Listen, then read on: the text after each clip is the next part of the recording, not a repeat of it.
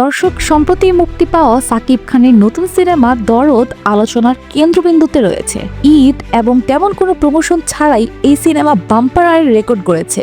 তবে সবচেয়ে চমকপ্রদ বিষয় হলো এই সিনেমার জন্য অভিনেতা অভিনেত্রীদের দেয়া বিশাল পারিশ্রমিক, বিশেষ করে সাকিব খানের। শুধু সাকিব খানই নন, এই সিনেমার বাকি তারকাদের পারিশ্রমিকও উল্লেখযোগ্য। তো দর্শক, বিস্তারিত জানতে ভিডিওটি শেষ পর্যন্ত দেখুন। আগেই বলি গল্পের নায়িকা সোনাল চৌহানের কথা। তিনি এই সিনেমার পারিশ্রমিক নিয়েছেন ৭০ লক্ষ টাকা এবং পুলিশ চরিত্রের পায়েল সরকার নিয়েছেন ২৫ লক্ষ টাকা। এছাড়াও বলিউডের ভিলেন খ্যাত অভিনেতা রাহুল দেব নিয়েছেন ২০ লক্ষ টাকা। অনন্য মামুন, যিনি একসময় নানা সমালোচনায় ছিলেন, এবার সাকিব খানকে নিয়ে কাজ করেছেন এবং তার জন্য মোটা অঙ্কের পারিশ্রমিকও দিতে হয়েছে তাকে। সাকিব খানকে দিতে হয়েছে ১,৫০,০০,০০০ টাকা, যা তুফান সিনেমার পারিশ্রমিকের থেকে মাত্র ৫০ লক্ষ টাকা কম। তো দর্শক, আপনাদের কি মনে হয়, সাকিব খানের মতো সুপারস্টারদের দেশের সিনেমার উন্নতির জন্য কি পারিশ্রমিক কমানো উচিত, নাকি তার প্রাপ্য অনুযায়ী এটাই যথার্থ? অবশ্যই কমেন্ট করে জানাবেন। আর আমাদের চ্যানেলে নতুন হয়ে থাকলে সাবস্ক্রাইব করতে ভুলবেন না।